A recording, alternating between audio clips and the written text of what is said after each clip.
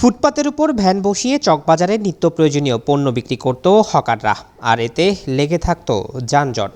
নগরবাসীর দুর্ভোগ কমাতে বছরের প্রথম দিনেই ৬৫ জন হকারকে পুনর্বাসন করে দৃষ্টান্ত স্থাপন করেছে চট্টগ্রাম সিটি কর্পোরেশনের মেয়র ডক্টর শাহাদাত হোসেন। চকবাজার কাঁচাবাজারে দ্বিতীয় তলায় ব্যবসার সুযোগ করে দেন মেয়র। বিনামূল্যে দেওয়া হয় এসব দোকান। নগরীর দুর্ভোগ কমাতে এই উদ্যোগ বলে জানায় সিটি কর্পোরেশন। এবং যারা ক্রেতা তারাও কিন্তু নিরাপদে এখানে এসে বাজারটা করতে পারছে। না হয় তারা যখন বাজার করতে রাস্তার মধ্যে যানজট লেগে থাকতো।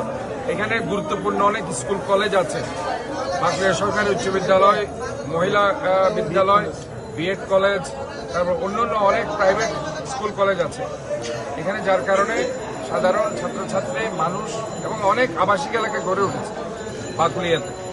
এবং বৃহত্তর এই বাকুলিয়ার এই এলাকাটাই হচ্ছে K B Aman Ali road, DC road, Chawkbazar, এই এলাকাটি হচ্ছে যাতায়াতের একমাত্র পথ, যার কারণে এখানে যানজট লেগে থাকতো। আজকে থেকে ইনশাল্লাহ এই যানজট নিরসন হবে। আমরা এখানে অ্যাবাউট 65-70 জন এখানে হচ্ছে, 3 তলায়ও আছে।